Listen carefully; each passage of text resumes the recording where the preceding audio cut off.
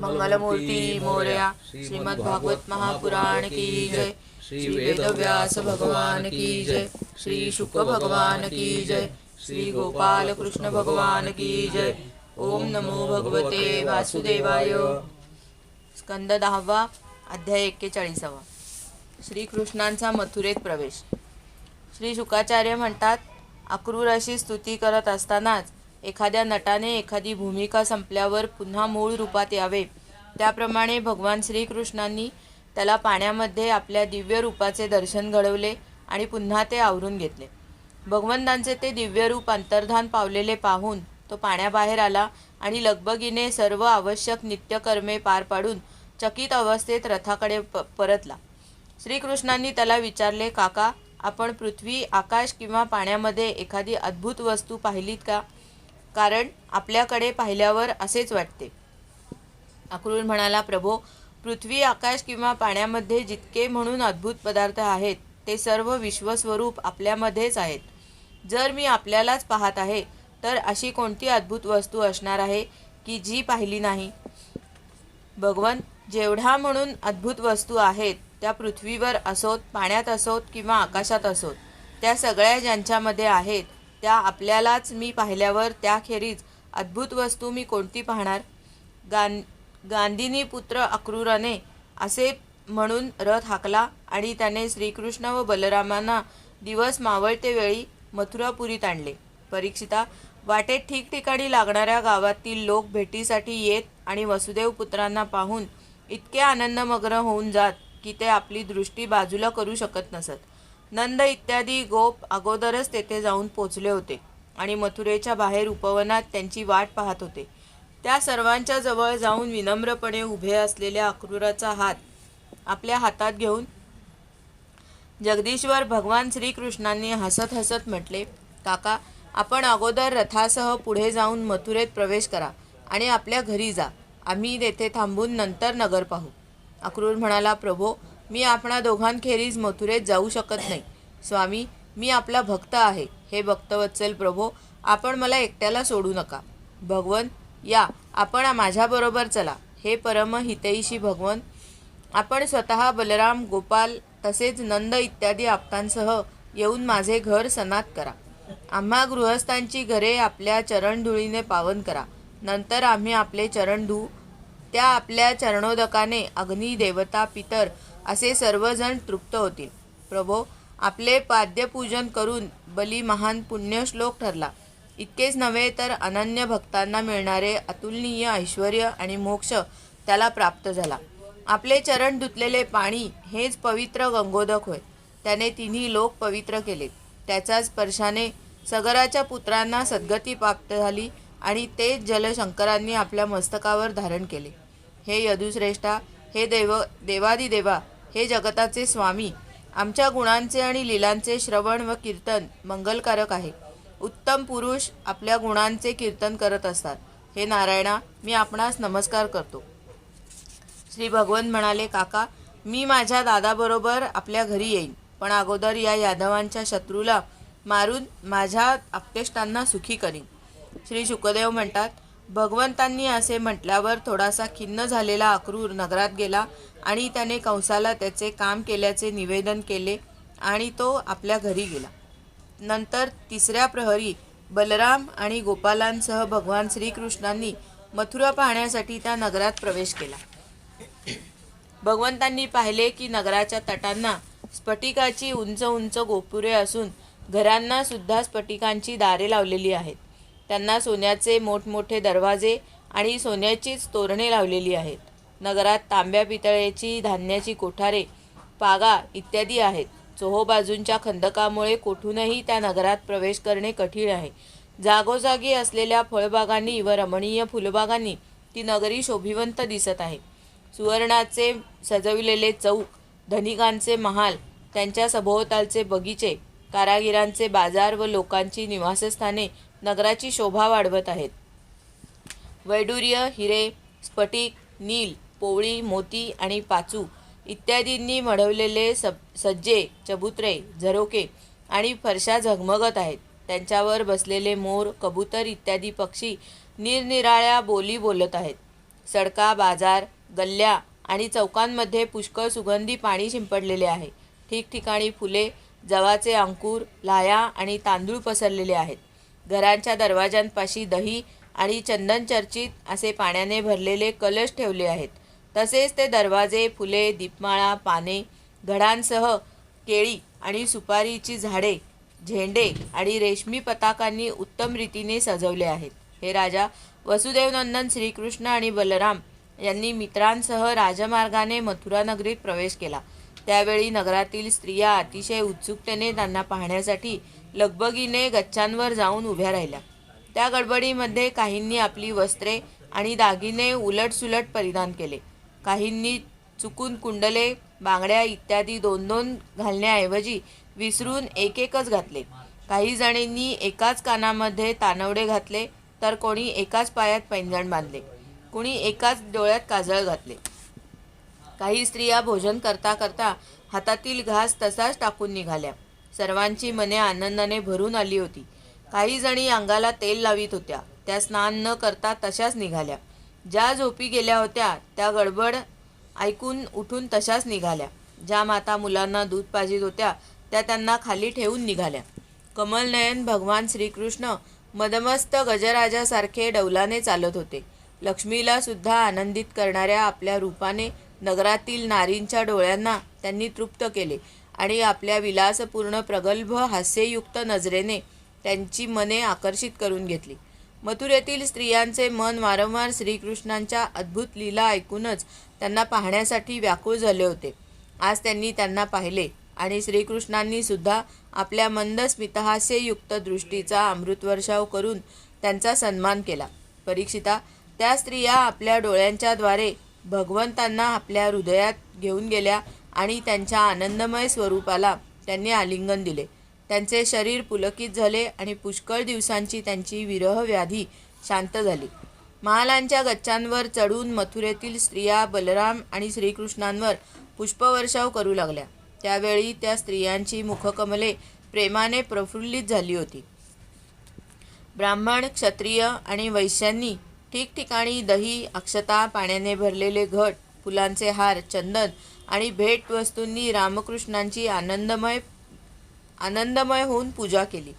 रामकृष्णांना पाहून नगरवासी म्हणू लागले, गोपींनी असे काय तप केले आहे की जेणेकरून मनुष्य मात्राला परमानंद देणाऱ्या या दोघांना त्या नेहमी पाहत असत.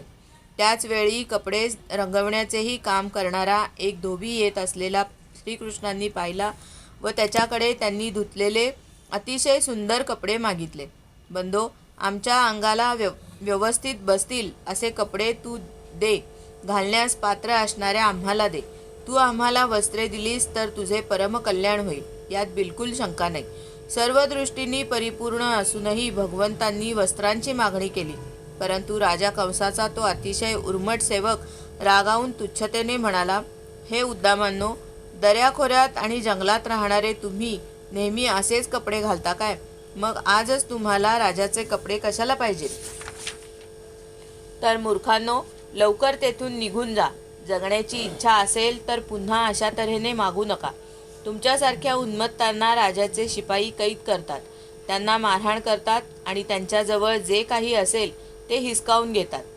जेव्हा तो धोबी अशी बडबड करू लागला तेव्हा श्रीकृष्णांनी हातानेच त्याचे मस्तक उडवले. ते पाहून धोब्याच्या हातातील काम करणारे सर्वजण कपड्यांची गाठोडी तेथेच टाकून इकडे तिकडे पळून गेले. ती वस्त्रे श्रीकृष्णांनी घेतली. मग श्रीकृष्ण आणि बलरामांनी आपल्या मनाजोगती वस्त्रे परिधान केली आणि उरलेल्यांपैकी पुष्कळशी वस्त्रे गोपाळांना दिली. उरलेले कपडे जमिनीवर टाकून दिले. ते थोडेसे पुढे गेले तेव्हा त्यांना एक शिंपी भेटला. भगवंतांचे अनुरूप सौंदर्य पाहून तो अत्यंत प्रसन्न झाला. त्या रंगबिरंगी सुंदर वस्त्रातून त्याने त्यांना शोभणारे वेश तयार करून दिले. अनेक प्रकारच्या वेशांनी एक सावळा व दुसरा गोरा असे दोघेही आणखीनच शोभू लागले. उत्सवाच्या वेळी उत्तम सजवलेले शुभ्र आणि सावळ्या रंगाची हत्तीची पिल्ले शोभावीत तसे. भगवान श्रीकृष्ण त्या शिंप्यावर प्रसन्न झाले. त्यांनी त्याला त्या लोकी भरपूर संपत्ती, शक्ती, ऐश्वर्य आणि स्मरण आणि अतींद्रिय शक्ती दिल्या. तसेच मृत्यूनंतर आपले सारूप्यही दिले.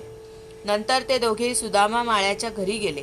दोघा भावांना पाहताच त्याने उठून जमिनीवर डोके टेकवून त्यांना प्रणाम केला. नंतर त्यांना आसनावर बसवून त्याने त्यांचे पाय धुतले आणि गोपाळांसह त्यांची अर्घ्य, फुलांचे हार, पाने, चंदन इत्यादी सामग्रींनी विधीपूर्वक पूजा केली.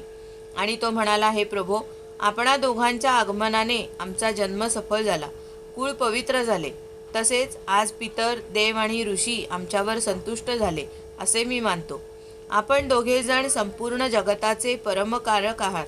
आपण या संसाराचा अभ्युदय आणि मोक्ष यासाठीच या पृथ्वीवर आपल्या शक्तींसह अवतीर्ण झाला आहात.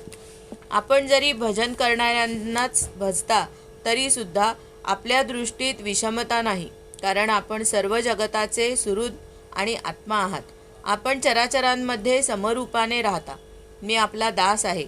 आपण दोघांनी मला आज्ञा करावी की आपली काय सेवा करावी.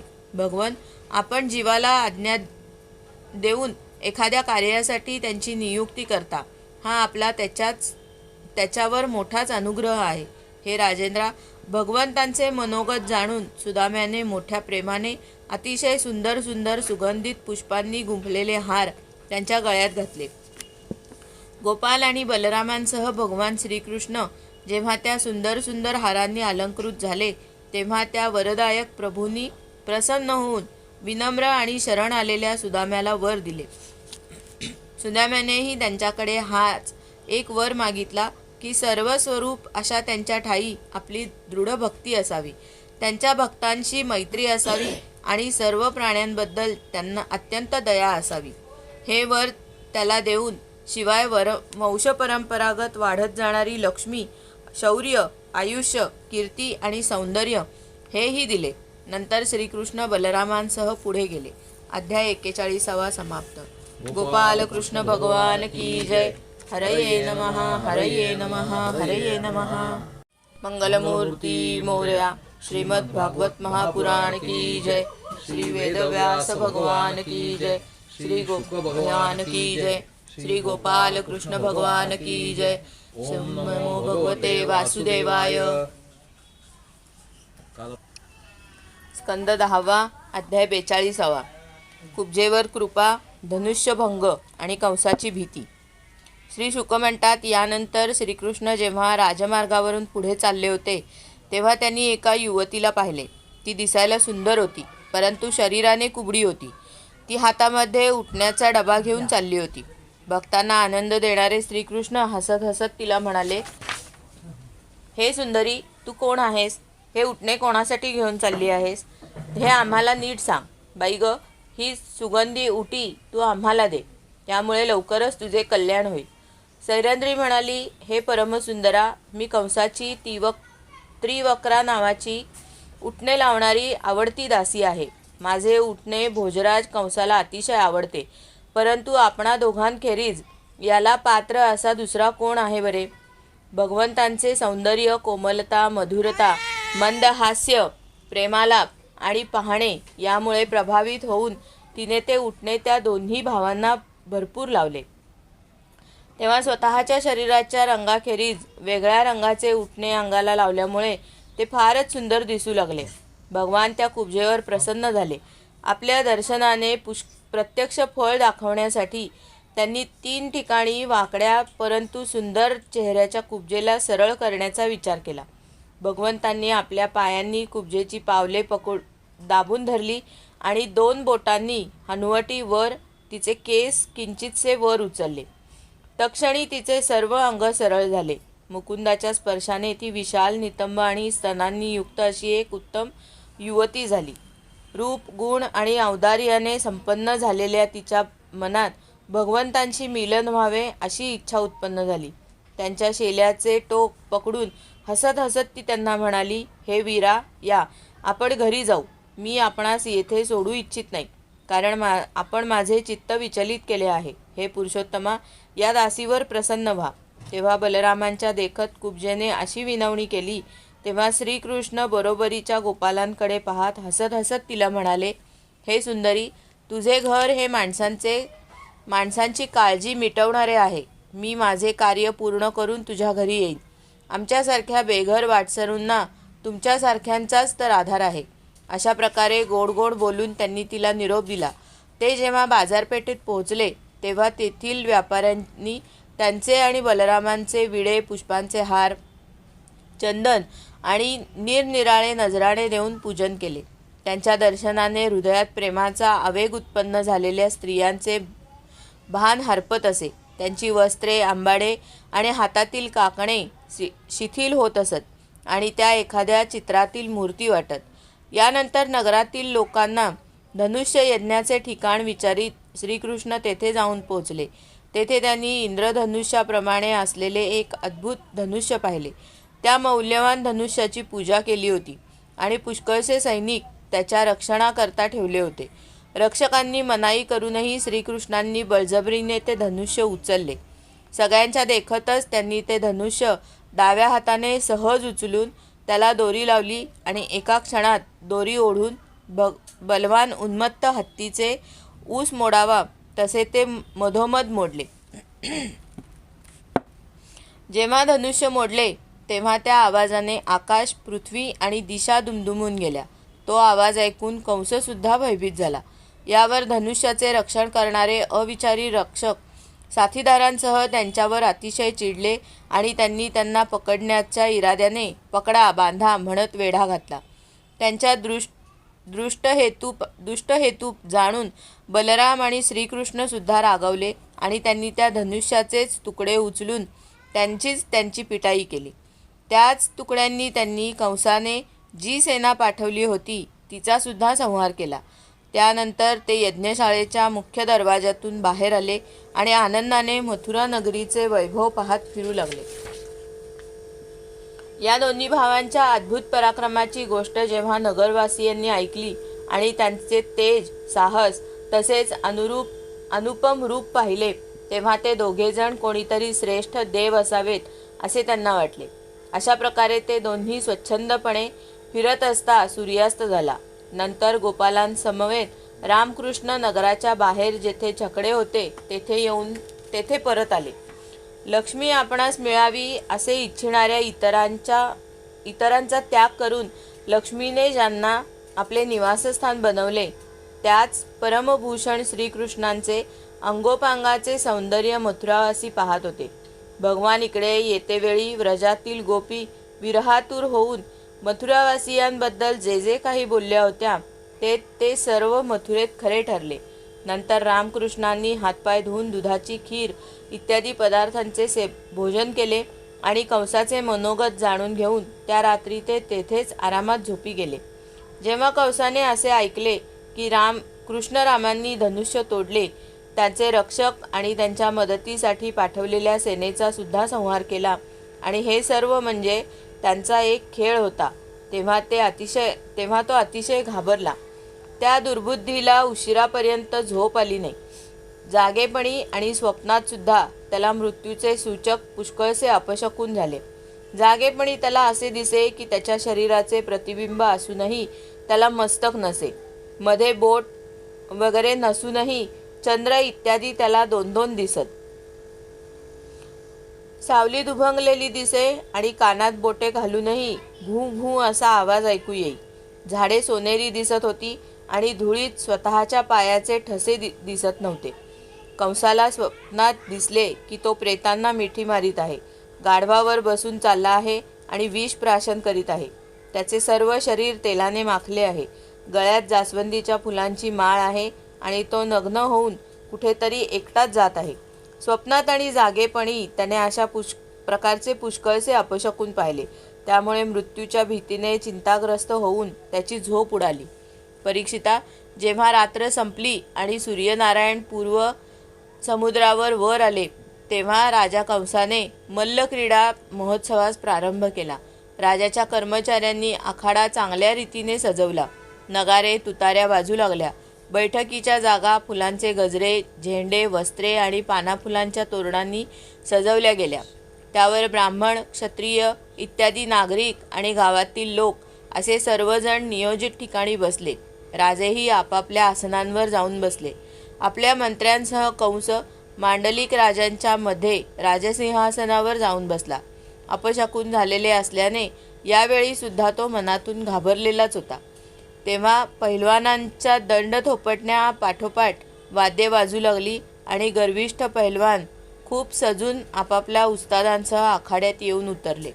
चाणूर, मुष्टिक, कूट, शल आणि तोशल हे पहिलवान वाद्यांच्या सुमधुर आवाजाने उत्साहित होऊन आखाड्यामध्ये येऊन बसले. त्याचवेळी भोजराज कंसाने बोलवलेले नंद इत्यादी गोप राजाला नजराणे देऊन एका मंचावर जाऊन बसले. अध्याय 42 समाप्त. गोपाल कृष्ण भगवान की जय. स्कंद 10 अध्याय 43. कुवलया पीडाचा उद्धार आणि आखाड्यात प्रवेश. श्री शुक म्हणतात, हे परीक्षिता, श्रीकृष्ण आणि बलराम स्नानादी नित्यकर्मे करून कुस्तीच्या नगाऱ्याचा आवाज ऐकून ते पाहण्यासाठी निघाले. आखाड्याच्या दरवाज्यात जाऊन श्रीकृष्णांनी पाहिले तर तेथे माहुताने कुवलिया पीड नावाचा हत्ती उभा केला होता.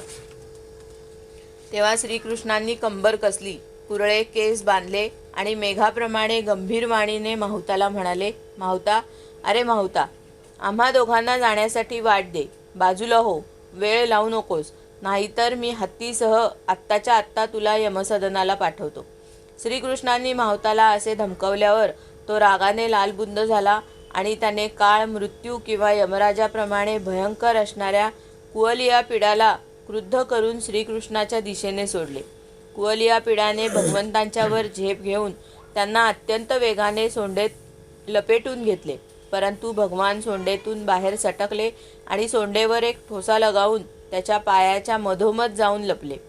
ते दृष्टीआड झाल्याचे पाहून कुवलिया पिडाला अतिशय राग आला. त्याने आपल्या सोंडेने हुंगून भगवंतांना शोधले आणि पकडले सुद्धा, परंतु त्यांनी ताकदीने स्वतः सोडवले. यानंतर भगवंतांनी त्या बलवान हत्तीचे शेपूट पकडून गरुड सापाला जसा फरफटत नेतो त्याप्रमाणे अगदी सहजपणे त्याला 100 हात फरफटत नेले. जसे गोल फिरणाऱ्या वासराबरोबर ते लहान असताना फिरत, त्याप्रमाणे त्यांची शेपूट पकडून ते त्याला फिरवू लागले. तो जेव्हा डावीकडे वळून त्याला पकडण्यासाठी प्रयत्न करी तेव्हा ते उजवीकडे जात आणि जेव्हा तो उजवीकडे वळे तेव्हा ते डावीकडे जात. यानंतर त्यांनी हत्तीच्या समोर येऊन त्याला एक ठोसा लगावला आणि त्याला खाली पाडण्यासाठी म्हणून त्याच्या समोरून इकडे तिकडे असे पळू लागले की तो जणू आत्ता त्यांना पकडील किंवा नंतर पकडील. धावता धावता श्रीकृष्णांनी एकदम जमिनीवर पडण्याचे नाटक केले आणि लगेच उठून ते उभे राहिले. त्यावेळी ते जमिनीवर पडले असे वाटून त्याने रागाने आपले दोन्ही दात त्यांच्यावर मारण्याचा प्रयत्न केला, पण ते दात जमिनीवर आपटले. कुवलिया पिडाची ही चढाई जेव्हा वाया गेली तेव्हा तो आणखीनच चिडला. माहुतांनी हाकल्यावर तो क्रुद्ध होऊन श्रीकृष्णांवर तुटून पडला. तो आपल्या अंगावर झेप घेत आहे असे पाहून भगवान मधुसूदन त्यांच्याजवळ गेले आणि एकाच हाताने त्याची सोंड पकडून त्याला त्यांनी जमिनीवर आपटले. तो पडल्याबरोबर श्रीहरींनी सिंहाप्रमाणे सहज त्याला पायाने दाबून धरून त्याचा दात उपटला आणि त्याच हाताने हत्तीला आणि माहुताला यमसदनाला पाठवले. मेलेल्या हत्तीला तेथेच टाकून त्याचा दात घेऊन त्यांनी आखाड्याच्या जागी प्रवेश केला. यावेळीही त्यांची शोभा काय वर्णावी. हत्तीचा दात खांद्यावर होता, शरीरावर रक्त आणि हत्तीच्या मदाचे थेंब दिसत होते आणि मुखकमलावर घामाचे बिंदू झळकत होते. परीक्षिता, श्रीकृष्ण आणि बलराम हातामध्ये शस्त्राप्रमाणे गजदंत घेऊन काही गोपालांबरोबर कुस्तीच्या मैदानापाशी आले. ज्यावेळी श्रीकृष्ण बलरामांसह समारंभ भवनात आले तेव्हा ते पहिलवानांना वज्र कठोर, सामान्य लोकांना नररत्न, स्त्रियांना मूर्तिमंत कामदेव, गोपांना आप्त, दुष्ट राजांना शासन करणारे, त्यांच्या मात्यापितांना मुलगा, कंसाचा मृत्यू, अज्ञानी लोकांना सामान्य बालक, योग्यांना परमतत्व आणि वृष्णीवंशीयांना श्रेष्ठ देव आहेत असे वाटले. राजन, कंस मोठा धीराचा पुरुष होता. तरीसुद्धा कुवलिया पिडाला मारल्याचे पाहून त्याच्या लक्षात आले की यांना जिंकणे अत्यंत अवघड आहे. त्यावेळी तो अतिशय भयभीत झाला. महापराक्रमी श्रीकृष्ण आणि बलराम फुलांचे हार, वस्त्रे आणि अलंकार यामुळे सुंदर दिसत होते. असे वाटत होते की उत्तम वेश धारण करून 2 नटच आले आहेत. त्यांच्या तेजामुळे पाहणाऱ्यांची मने त्यांच्यावरच खिळून जात. ते दोघेजण आखाड्यात असे शोभून दिसत होते. परीक्षिता, त्या पुरुषोत्तमांना पाहून मंचावर बसलेले मथुरेचे नागरिक आणि इतर देशातील लोक त्यांचे डोळे अत्यानंदाने भरून आले आणि प्रफुल्लित चेहरे उत्कंठेने भरून आले. त्यांच्या मुखांकडे कितीही पाहिले तरी लोकांचे डोळे तृप्तच होत नव्हते. जणू काही ते त्यांच्या डोळ्यांनी पीत, जिभेने चाटीत, नाकाने हुंगीत आणि हातांनी धरून हृदयाशी कवटाळीत. त्यांचे सौंदर्य, गुण, माधुर्य आणि निर्भयपणा यांनी जणू उपस्थितांना त्यांच्या लीलांचे स्मरण करून दिले आणि ते लोक आपापसात त्यांच्या संबंधी पाहिलेल्या, ऐकलेल्या गोष्टींबद्दल एकमेकांना सांगू ऐकू लागले. हे दोघेजण साक्षात भगवान नारायणांचे अंश या पृथ्वीवर वसुदेवांच्या घरी अवतीर्ण झाले आहेत. हे सावळे देवकीपासून जन्मले होते. वसुदेवांनी यांना गोकुळात नेले होते. इतके दिवस ते तेथेच नंदाच्या घरी गुप्तपणे राहून मोठे झाले. त्यांनीच पूतना, तृणावर्त, शंखचूड, केशी, धेनुक आणि यासारख्या दैत्यांचा वध केला. शिवाय यमलार्जुनाचा उद्धार केला. यांनीच गायी आणि गोपालांना दावानलापासून वाचवले होते. तसेच कालिया नागाचे दमन आणि इंद्राचा सुद्धा मानभंग केला होता. यांनीच 7 दिवसपर्यंत एकाच हातावर गिरिराज गोवर्धनाला उचलून धरून वादळ, पाऊस, वीज यापासून गोकुळ वाचवले. यांच्या नेहमीच सहास्य नजरेने पाहणाऱ्या मुखारविंदाच्या दर्शनाने आनंदित होणाऱ्या गोपी सर्व प्रकारच्या तापांपासून अनायासेच मुक्त होत. असे म्हणतात की हे यदुवंशाचे रक्षण करतील आणि हा अत्यंत प्रसिद्ध वंश यांच्यामुळेच समृद्ध, यश आणि गौरव प्राप्त करील. हे दुसरे याच श्यामसुंदराचे मोठे भाऊ कमलनयन श्री बलराम आहेत. यांनीच प्रलंबासूर, वत्सासूर आणि बकासूर इत्यादींना मारले आहे.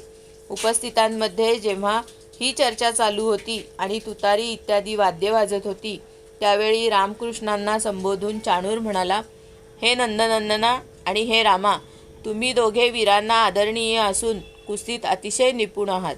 हे ऐकून तुमचे कौशल्य पाहण्यासाठी राजाने तुम्हाला येथे बोलवले आहे. जी प्रजा मन, वचन, कर्माने राजाला प्रिय असणारे कार्य करते तिचे कल्याण होते आणि जी या विरुद्ध वागते तिचे नुकसान होते. गाय आणि वासरे चारणाऱ्या गवळ्यांची मुले दररोज आनंदाने वनामध्ये कुस्त्या खेळत असतात आणि गायी चरीत असतात. हे सर्वांना माहीत आहे. म्हणून हे वीरांनो, तुम्ही आणि आम्ही मिळून महाराजांना आवडणारी गोष्ट करू. राजा सर्व प्रजेचा प्रतिनिधी असल्यामुळे आपल्या असे करण्याने सर्वजण आपल्यावर प्रसन्न होतील. यांच्याशी कुस्ती करावी अशी श्रीकृष्णांची इच्छा होतीच. म्हणून चाणूराचे म्हणणे ऐकून आणि त्यांचे स्वागत करून देशकालानुरूप ते म्हणाले, चाणूरा, आम्ही सुद्धा या भोजराज कंसाची वनवासी प्रजा आहोत. त्यांना आवडणारी गोष्ट आम्ही नेहमी केली पाहिजे. त्यातच आमचे उत्तम कल्याण आहे. परंतु चाणूरा, आम्ही लहान आहोत म्हणून आम्ही आमच्या बरोबरीची ताकद असणाऱ्या मुलांबरोबरच कुस्ती खेळू. कुस्ती ही सारखी शक्ती असणाऱ्यांचीच झाली पाहिजे. त्यामुळे अन्यायाचे समर्थन केल्याचे पाप पाहणाऱ्या सभासदांना लागणार नाही. चाणूर म्हणाला, अरे, तू आणि बलराम दोघेही बाल नाहीत की किशोरही नाही. तुम्ही बलवानांमध्येही श्रेष्ठ आहात. ज्यांचे 1000 हत्तीचे बळ असणाऱ्या कुवलयापीडाला सहज मारले. म्हणून तुम्ही दोघांनी बलवानांबरोबरच लढावे. यात अन्याय मुळीच नाही. म्हणून श्रीकृष्णा, तू माझ्याबरोबर कुस्ती खेळ आणि बलरामाबरोबर मुष्टिक लढेल. अध्याय 43 समाप्त. गोपाल कृष्ण भगवान की जय. हरये नमः, हरये नमः, हरये नमः. मंगलमूर्ती मोरया. श्रीमद् भागवत महापुराण की जय. श्री वेदव्यास भगवान की जय. श्री शुक भगवान की जय. श्री गोपाल कृष्ण भगवान की जय. ओम नमो भगवते वासुदेवाय. स्कंद 10 अध्याय 44. चाणूर, मुष्टिक इत्यादी पहिलवानांना व कंसाचा उद्धार. शुक म्हणतात, श्रीकृष्णांनी चाणूराधिकांना मारण्याचे निश्चित ठरवून स्वतः चाणूराला आणि बलराम मुष्टिकाला जाऊन भिडले. एकमेकांच्या जिंकण्याच्या हेतूने त्यांनी हातांना हात बांधले आणि पायात पाय अडकवून ताकदीने ते आपापल्याकडे दुसऱ्यांना ओढू लागले. त्यांनी कोपरापासूनच हातांना हात, गुडघ्यांना गुडघे, डोक्यांना डोकी आणि छातींना छाती टेकून ते एकमेकांवर आघात करू लागले. गरगर फिरणे, लांब ढकलणे, मिठीत घेणे, खाली पाडणे, पुढे जाणे, मागे येणे इत्यादी प्रकारांनी ते एकमेकांवर डावपेच करू लागले. तसेच वर उठवणे, उचलणे, चाल करून जाणे किंवा स्तब्ध उभे राहणे अशा रीतीने शरीरांना इजा पोहोचू लागले. परीक्षिता, कुस्त्यांची ती दंगल पाहण्यासाठी नगरातील पुष्कळशा महिलासुद्धा आल्या होत्या. मोठमोठ्या पैलवानांबरोबर हे लहान अशक्त बालक लढत आहेत असे पाहून त्या मुलांची दया येऊन त्या गटागटाने आपापसात चर्चा करू लागल्या. येथे हे राजसभेतील लोक केवढा अधर्म करीत आहेत पहा. राजाच्या समोरच हे बलवान आणि दुर्बल यांची कुस्ती करू पाहत आहेत. वज्राप्रमाणे कठोर शरीर असणारे व मोठ्या पर्वतासारखे दिसणारे ते मल्ल कोणीकडे आणि अजून तारुण्यात सुद्धा न आलेले अतिशय कोमल शरीराचे हे किशोर कोणीकडे. या पाहणाऱ्या लोकांना धर्माचे उल्लंघन केल्याचे पाप निश्चितच लागणार. वास्तविक जेथे अधर्म असेल तेथे कधीच थांबू नये. बुद्धिमान पुरुषाने सभेत उपस्थित असलेल्यांचे दोष जाणल्यास त्या सभेमध्ये जाऊ नये. कारण तेथे जाऊन त्यांचे अवगुण न सांगणे, गप्प बसणे किंवा मी जाणत नाही असे म्हणणे या तिन्ही गोष्टी मनुष्याला दोषाचे भागीदार बनवतात. शत्रूच्या चारी बाजूंनी फिरणाऱ्या श्रीकृष्णांच्या मुखकमलाकडे पहा तरी. कमळाच्या पानावर पाण्याचे बिंदू चमकावे त्याप्रमाणे त्यांच्या चेहऱ्यावर घामाचे बिंदू चमकत आहेत. मुष्टिकावर रागावल्यामुळे डोळे लाल झालेल्या बलरामांचा चेहरा तुम्हाला दिसत नाही का? तरीसुद्धा त्यांच्या अनावर हास्यामुळे तो किती सुंदर दिसत आहे नाही? असे पाहू जाता ब्रजभूमी किती धन्य आहे. कारण हे पुरुषोत्तम तेथे मनुष्याचा वेश घेऊन लपून राहतात. स्वतः भगवान शंकर आणि लक्ष्मी ज्यांच्या चरणांची पूजा करतात तेच प्रभू तेथे रंगेबिरंगी रानफुलांची माळ घालून बलरामांसह बासरी वाजवतात, गायी चारीत, निरनिराळे खेळ खेळत आनंदाने विहार करतात. दोन्ही डोळ्यांनी नित्य निरंतर यांच्या रूपमाधुर्याचे पान करणाऱ्या गोपींनी कोणती तपश्चर्या केली होती कोण जाणे. यांचे स्वयंसिद्ध रूप म्हणजे लावण्याचे सार सर्वस्वच. जगात कोणाचेच रूप त्यांच्या तोडीचेच नाही, तर मग अधिक कोठून असणार. हे रूप क्षणाक्षणाला नवेच भासते. सर्व यश, सौंदर्य आणि ऐश्वर यांचे हे एकमेव आश्रयस्थान आहे. त्यांचे दर्शन तर अतिशय दुर्लभ आहे. व्रजातील गोपी धन्य आहेत. नेहमी श्रीकृष्णांमध्ये चित्त लागून राहिल्यामुळे प्रेमपूर्ण हृदयाने व प्रेमाश्रूंनी सद्गदित झालेल्या कंठाने त्या धार काढतात, दही घुसळतात, धान्य काढतात, जमीन सारवतात, बालकांना झोके देतात, रडणाऱ्या बालकांची समजूत घालतात, त्यांना न्हाऊमाखू घालतात, घरांची झाडझूड करताना अशी सगळी कामे करीत असताना श्रीकृष्णाच्या गुणांचेच गायन करीत. हे जेव्हा प्रातःकाळी गायींना चारण्यासाठी व्रजातून वनामध्ये जातात आणि सायंकाळी त्यांना घेऊन परत येतात तेव्हा त्यांनी वाजवलेली मधुर बासरी ऐकून गोपी लगबगीने घरातून बाहेर रस्त्यामध्ये येतात. त्यावेळी स्मितहास्य तसेच दयेने भरलेल्या नजरेने युक्त असे त्यांचे मुखकमल त्यांना पाहायला मिळते. केवढे हे त्यांचे पुण्य. हे भरतश्रेष्ठा, त्या स्त्रिया जेव्हा असे बोलत होत्या त्याचवेळी भगवान श्रीकृष्णांनी शत्रूला मारण्याचा मनोमन निश्चय केला. स्त्रियांची ही भयाकुल बोलणी ऐकून त्यांचे आई वडील पुत्रस्नेहामुळे शोकाने विवळ झाले. कारण आपल्या पुत्राचे शौर्य त्यांना माहीत नव्हते. श्रीकृष्ण आणि चाणूर हे दोघेही वेगवेगळ्या प्रकारचे डावपेच करीत एकमेकांशी ज्याप्रमाणे कुस्ती लढत होते तसेच बलराम आणि मुष्टिकसुद्धा लढत होते. भगवंतांच्या व्रजापेक्षाही कठोर अशा अंगाच्या रगडण्याने चाणूराची अंगे खिळखिळी होऊ लागली. त्याला वारंवार मूर्छा येऊ लागली. शेवटी अत्यंत चिडून त्याने ससाण्याप्रमाणे झडप घातली आणि दोन्ही हातांच्या मुठी वळून त्याने भगवान श्रीकृष्णांच्या छातीवर प्रहार केला. ज्याप्रमाणे फुलांच्या गजऱ्यांच्या माऱ्याने हत्ती जराही विचलित होत नाही त्याप्रमाणे त्याने केलेल्या प्रहाराने भगवान थोडेसे सुद्धा विचलित झाले नाहीत. त्यांनी चाणूराचे दोन्ही हात पकडले आणि त्याला अत्यंत वेगाने पुष्कळ वेळा गरगर फिरवून जमिनीवर आपटले. त्या वेगानेच त्यांचे प्राण निघून गेले. त्याची वेशभूषा अस्ताव्यस्त झाली आणि त्याचे केस फुलांच्या माळा विस्कटल्या.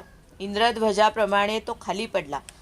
त्याचप्रमाणे मुष्टिकाने सुद्धा अगोदर बलरामांना एक ठोसा लगावला. त्यावर बलरामांनी त्यांना अतिशय जोरात चापट मारली.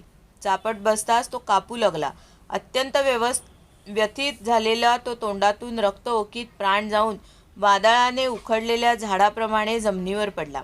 हे राजन, योद्ध्यांमध्ये श्रेष्ठ असणाऱ्या बलरामांनी यानंतर कूट नावाच्या पहिलवानाला समोर येताच बेफिकीरपणे अगदी सहज डाव्या हाताच्या ठोशाने मारले. भगवान श्रीकृष्णांनी त्याच वेळी पायाने ठोकर मारून शलाचे मस्तक उडवले आणि तोशलाला उभे चिरले. अशा प्रकारे दोघांचेही प्राणोत्कमन झाले. जेव्हा चाणूर, मुष्टिक, कूट, शल आणि तोशल हे पाचही पहिलवान मारले गेले तेव्हा बाकीचे आपले प्राण वाचवण्यासाठी तेथून पळून गेले. त्यानंतर भगवान श्रीकृष्ण बलरामांनी आपल्या बरोबरीच्या गोपालांना जवळ बोलवून त्यांना भिडून नाचत गात ढोलाच्या नादात त्यांच्या नुपुरांचा आवाज मिसळून ते विजयोत्सव साजरा करू लागले. रामकृष्णांच्या या अद्भुत कृत्याने सर्व लोकांना अतिशय आनंद झाला. कंसाखेरीज श्रेष्ठ ब्राह्मण आणि साधू पुरुष वाहवा म्हणून प्रशंसा करू लागले. मोठमोठे पहिलवान मारले गेले किंवा पळून गेले हे पाहून भोजराज कंसाने आपली वाद्ये वाजवणे बंद केली आणि आपल्या सेवकांना आज्ञा केली, अरे, वसुदेवाच्या या दुराचारी मुलांना नगराच्या बाहेर हाकलून द्या. गोपांचे सर्व धन हिसकावून घ्या आणि दुर्बुद्धी नंदाला कैद करा. अत्यंत कुबुद्धी आणि दुष्ट अशा वसुदेवाला ताबडतोब मारून टाका. तसेच माझा बाप उग्रसेनही आपल्या अनुयायांसह शत्रूच्याच पक्षात जाऊन मिळाला आहे म्हणून त्याला सुद्धा जिवंत ठेवू नका. अशा प्रकारे बडबडणाऱ्या कंसावर अविनाशी श्रीकृष्ण चिडले आणि वेगाने सहजपणे त्या उंच मंचावर उडी मारून चढले. अहंकारी कंसाने जेव्हा पाहिले आपला मृत्यूच समोर येऊ लागला आहे तेव्हा त्याने लगेच सिंहासनावरून उठून हातात ढाल तलवार घेतली. तलवार हातात घेऊन प्रहार करण्यासाठी आकाशात उडणाऱ्या ससाण्याप्रमाणे तो कधी डावीकडे तर कधी उजवीकडे जाऊ लागला. तेवढ्यात गरुडाने सापाला पकडावे तसे असह्य प्रखर तेज असणाऱ्या भगवंतांनी त्याला घट्ट पकडले.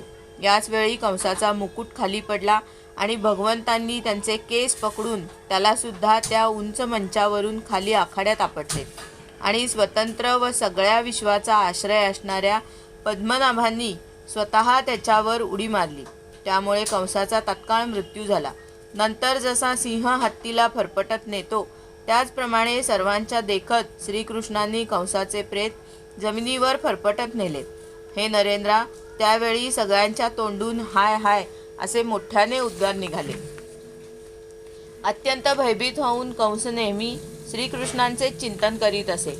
तो खाता पिताना, झोपताना, चालताना, बोलताना किंवा श्वास घेताना अशा सर्वच वेळी आपल्या हातात सुदर्शन चक्र घेतलेल्या भगवान श्रीकृष्णांनाच पाहत होता. त्यामुळे त्याला दुर्लभ अशी भगवंतांची सारूप्य मुक्ती मिळाली. कंक, न्युग्रोध इत्यादी कंसाचे धाकटे 8 भाऊ मोठ्या भावाच्या मृत्यूचा बदला घेण्यासाठी संतापून त्यांच्या अंगावर धावले.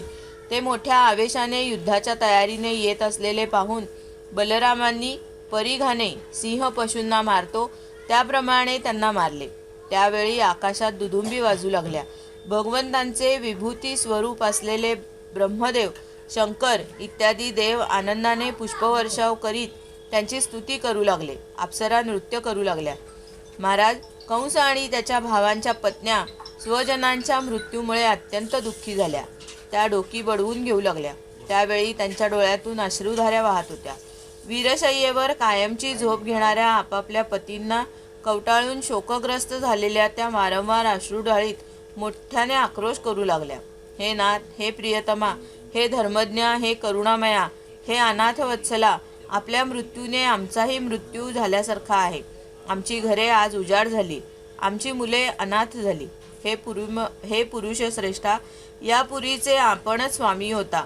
आपण गेल्याने येथील उत्सव संपले, मांगल्य लयाला गेले. ही मथुरा नगरी आमच्याप्रमाणेच अशोभनीय झाली. स्वामी, आपण निरपराध लोकांना अतिशय छळले म्हणून आपली अशी दशा झाली. जीवांना पीडा देणाऱ्या कोणाचे कल्याण होणार? हे भगवान, जगातील सर्व प्राण्यांची उत्पत्ती, स्थिती आणि प्रलयाचे कारण आहेत. जो यांचे वाईट व्हावे असे इच्छितो तो कधीच सुखी होत नाही. श्री शुकदेव म्हणतात, जगाचे पोषण करणाऱ्या श्रीकृष्णांनी राण्यांचे सांत्वन केले आणि व्यवस्थित लोकरीतीनुसार मृतांचे क्रियाकर्म करवले. त्यानंतर श्रीकृष्ण बलरामांनी मातापित्यांना बंधनातून सोडवले आणि त्यांच्या चरणांवर मस्तक ठेवून त्यांना वंदन केले. परंतु आपल्या मुलांनी वंदन केल्यानंतर सुद्धा देवकी आणि वसुदेवांनी ते जगदीश्वरच आहेत, पुत्र नव्हेत असे समजून त्यांना छातीशी कवटाळले नाही. अध्याय 44 समाप्त. गोपाल कृष्ण भगवान की जय. हरे नमः हरे नमः हरे नमः. मंगलमूर्ती मोरया. श्रीमद् भागवत महापुराण की जय. श्री वेदव्यास भगवान की जय. श्री शुक भगवान की जय. श्री गोपाल कृष्ण भगवान की जय. ओम नमो भगवते वासुदेवाय. स्कंद 10 अध्याय 45. श्रीकृष्ण बलरामांचे उपनयन आणि गुरुकुल प्रवेश. श्री शुक म्हणतात, कृष्णांच्या लक्षात आले की मातापित्यांना माझ्या भगवत भावाचे ज्ञान झाले आहे, त्यामुळे त्यांना पुत्रस्नेहाचे सुख मिळणार नाही असा विचार करून त्यांनी लोकांना मोहित करणारी आपली योगमाया त्यांच्यावर पसरली. यादवश्रेष्ठ श्रीकृष्ण थोरल्या बंधूंसह आई वडिलांकडे गेले आणि आदरपूर्वक विनम्रपणे आई बाबा अशी हाक मारून त्यांना आनंदित करीत म्हणू लागले, बाबा आई, आम्ही आपले पुत्र असून आणि आमच्यासाठी आपण नेहमी उत्कंठित असूनसुद्धा आपण आमच्या बाल्य, पौगंड आणि किशोर या अवस्थांचे सुख आमच्याकडून मिळवू शकला नाहीत. आम्हाला सुद्धा दुर्दैवाने आपल्याजवळ राहण्याचे सौभाग्य प्राप्त झाले नाही. त्यामुळे आईवडिलांच्या घरी असणाऱ्या मुलांना लाड करून घेण्याचे जे सुख मिळते ते आम्हाला मिळू शकले नाही. मातापिताच या शरीराला जन्म देऊन त्याचे लालन पालन करतात, तेव्हा कुठे ते शरीर पुरुषार्थ प्राप्तीचे साधन बनते. म्हणून एखाद्याने 100 वर्ष जिवंत राहून जरी मातापित्यांची सेवा केली तरी तो त्यांच्या ऋणातून मुक्त होऊ शकत नाही. सामर्थ्य असूनही जो पुत्र आपल्या आईवडिलांची शरीराने आणि धनाने सेवा करत नाही, त्याला मेल्यानंतर यमदूत त्याच्याच शरीराचे मांस खाऊ घालतात. सामर्थ्य असूनही जो मनुष्य आपले म्हातारे मातापिता, पतिव्रता पत्नी, लहान मुले, गुरु, ब्राह्मण आणि शरणागतांचे पालनपोषण करत नाही, तो जिवंत असूनही मेल्यासारखाच होय. आपली सेवा न करण्यामुळे आमचे इतके दिवस वाया गेले, कारण नेहमी कंसाच्या भीतीने आम्ही आपली सेवा करण्यास असमर्थ होतो. आई बाबा, आपण दोघांनी तुमची सेवा न करणाऱ्या आम्हाला क्षमा करावी. दुष्ट कंसाने आपल्याला अतिशय कष्ट दिले, परंतु आम्ही परतंत्र असल्यामुळे आम्ही काही सेवा करू शकलो नाही. श्री शुक म्हणतात, मायेने मनुष्य बनलेल्या विश्वात्मा श्रीहरींची ही वाणी ऐकून मोहित होऊन देवकी वसुदेवांनी त्यांना उचलून आपल्या मांडीवर घेतले आणि छातीशी कवटाळून परमानंद प्राप्त करून घेतला. राजन, स्नेहपाशाने बांधले जाऊन ते पूर्णतः मोहित झाले आणि अश्रुधारांनी त्यांना भिजवू लागले. अश्रूंनी कंठ दाटून आल्यामुळे ते काहीही बोलू शकले नाहीत. अशा प्रकारे भगवान देवकी नंदनांनी आईवडिलांचे सांत्वन करून आपले मातामह उग्रसेन यांना यादवांचा राजा केले आणि त्यांना म्हटले, महाराज, आम्ही आपली प्रजा आहोत, आपण आम्हाला आज्ञा करावी. ययातीचा शाप असल्यामुळे यदुवंशी राजसिंहासनावर बसू शकत नाही. मीच सेवक होऊन आपली सेवा करीत आहे हे पाहून देवतासुद्धा मस्तक लवून आपल्याला नजराणे देतील. मग अन्य राजांबद्दल काय सांगावे. जे कंसाच्या भीतीने व्याकुळ होऊन देशोधडीला लागले होते, त्या यदू, वृष्णी, अंधक, मधु, दाशार्य, कुकुर इत्यादी वंशात जन्मलेल्या आपल्या नातेवाईकांचा शोध घेऊन श्रीकृष्णांनी त्यांना तेथून परत बोलवले. घरापासून दूर परक्या जागी राहावे लागल्याने त्यांना अतिशय दुःख भोगावे लागले होते. विश्वविधात्या भगवंतांनी सांत्वन करून त्यांचा सत्कार केला, त्यांना खूप धनसंपत्ती देऊन तृप्त केले आणि आपल्याला ठिकाणी पुन्हा स्थानापन्न केले. आता सर्वजण रामकृष्णांच्या बाहुबलाखाली सुरक्षित होते. त्यांच्या कृपेने त्यांना कोणत्याही प्रकारचे दुःख नव्हते. त्यांचे सर्व मनोरथ पूर्ण झाले होते. ते कृतार्थ झाले होते. आता ते आपापल्या घरामध्ये आनंदाने राहू लागले. श्रीकृष्णांचे मुखकमल नेहमी प्रफुल्लित असे. त्यांचे सौंदर्य अपार होते. दार्ढ्य हास्ययुक्त नजरेने पाहणाऱ्या त्या मुखाचे दररोज दर्शन घेऊन ते आनंदमग्न होत. मथुरेतील म्हातारे लोकसुद्धा तरुणांप्रमाणे अत्यंत बलवान आणि उत्साही झाले होते, कारण ते आपल्या डोळ्यांची ओंजळ करून वारंवार भगवंतांच्या मुखारविंदाच्या अमृतमय मकरंदाचे पान करीत असत. हे राजेंद्रा, नंतर भगवान देवकीनंदन आणि बलराम हे दोघेही नंदबाबांच्या जवळ आले आणि त्यांच्या गळ्यात मिठी मारून म्हणू लागले, बाबा, आपण दोघांनी अत्यंत प्रेमाने आणि लाडाने आमचे पालनपोषण केले, कारण आपल्या मुलांवर आईबाप स्वतःच्या शरीरापेक्षाही अधिक प्रेम करतात, त्यात काहीच संशय नाही. पालनपोषण करू शकत नसल्याने स्वजनांनी त्यांचा त्याग केला. त्या बालकाचे जे आपल्या मुलाप्रमाणे पालनपोषण करतात तेच त्यांचे खरी आईबाप असतात. बाबा, आपण आता व्रजामध्ये परत जा. येथील सुहृद संबंधितांना सुखी करून आमच्यावरील वात्सल्यामुळे दुःखी झालेल्या तुम्हा सर्वांना भेटण्यासाठी आम्ही येऊ. भगवान श्रीकृष्णांनी नंदादी गोपांची अशी समजूत घालून व त्यांना अत्यंत आदरपूर्वक वस्त्रे, अलंकार, भांडी इत्यादी देऊन त्यांचा सत्कार केला. भगवंतांचे म्हणणे ऐकून नंदबाबांनी प्रेमाने सद्गतीत होऊन दोन्ही मुलांना छातीशी धरले. नंतर अश्रुपूर्ण नेत्रांनी गोपांसह ते गोकुळात गेले. हे राजन, नंतर वसुदेवांनी पुरोहित व अन्य ब्राह्मणांकरवी दोन्ही मुलांचे विधीपूर्वक मौजीबंधन करविले. नंतर त्यांनी वस्त्रालंकारांनी ब्राह्मणांचा सत्कार करून त्यांना पुष्कळ दक्षिणा दिली. तसेच गळ्यात सोन्याच्या व रेशमी वस्त्रांच्या माळा घातलेल्या सवत्स गायी दान दिल्या. महाबुद्धिमान वसुदेवांनी रामकृष्णांच्या जन्मनक्षत्राचे वेळी जितक्या गायी देण्याचा मनाने संकल्प केला होता व अगोदर कंसाने ज्या अन्यायाने हिरावून घेतल्या होत्या त्याची आठवण करून त्यांनी ब्राह्मणांना त्या दान दिल्या. अशा प्रकारे यदुवंशाचे पुरोहित गर्गाचार्य यांच्याकरवी यज्ञोपवीत संस्कार झाल्यावर रामकृष्ण द्विज झाले. आता त्यांनी ब्रह्मचर्य व्रताचा स्वीकार करून त्याचे उत्तम पालन केले. ते जगाचे स्वामी होते, सर्वज्ञ होते. सर्व विद्यांची उत्पत्ती त्यांच्यापासूनच झाली आहे. त्याचे निर्मल ज्ञान स्वतः सिद्ध होते. तरीसुद्धा मनुष्यासारखा वागण्यामुळे त्यांनी ते लपवून ठेवले होते. आता ते दोघेजण गुरुकुलात निवास करण्याच्या इच्छेने अवंतीपुरात राहणाऱ्या काश्य गोत्राच्या सांदीपनी मुनींच्याकडे गेले. ते दोघे संयमशील भाऊ विधीपूर्वक गुरुजींच्या जवळ राहून गुरूंची उत्तम सेवा कशी करावी याचा आदर्श लोकांसमोर ठेवीत अतिशय भक्तिभावाने देव समजून त्यांची सेवा करू लागले. ते करीत असलेल्या शुद्ध भावनेने युक्त अशा सेवेने गुरुवर्य सांदीपनी अतिशय प्रसन्न झाले.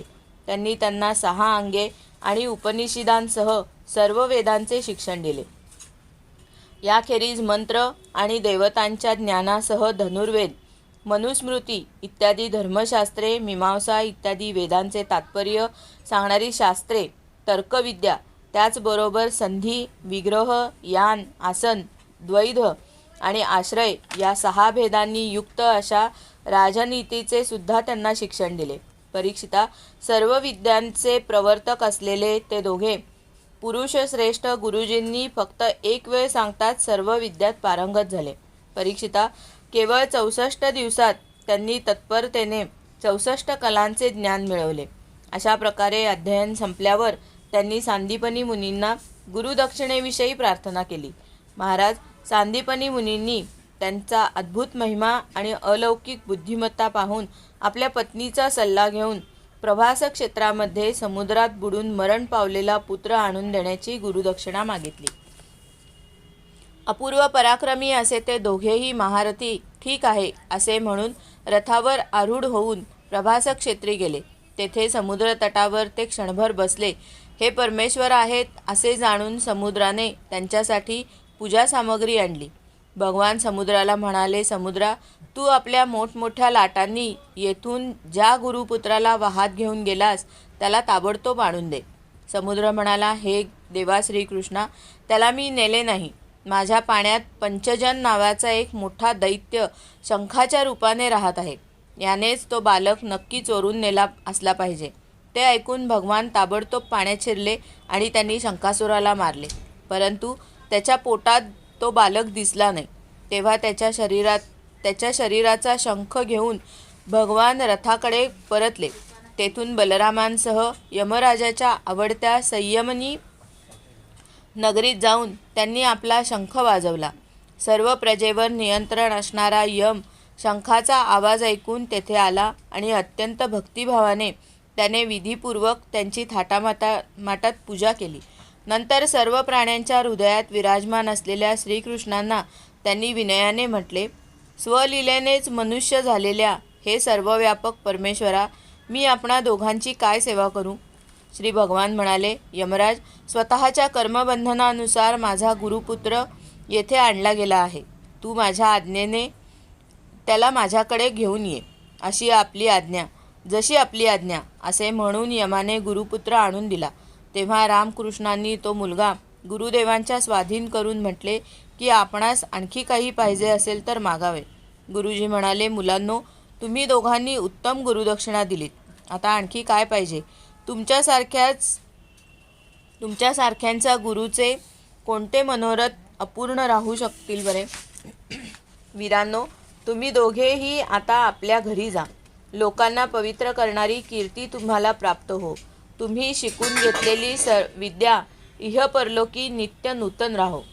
परीक्षिता, अशा रीतीने गुरुजींनी अनुमती दिल्यावर वायुवेगाप्रमाणे वेग आणि मेघाप्रमाणे आवाज असणाऱ्या रथावर आरूढ होऊन दोघे बंधू मथुरेला परतले.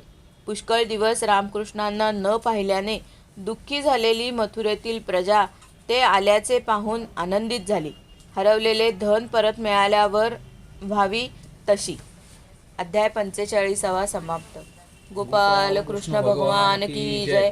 हरये नमः हरये नमः हरये नमः.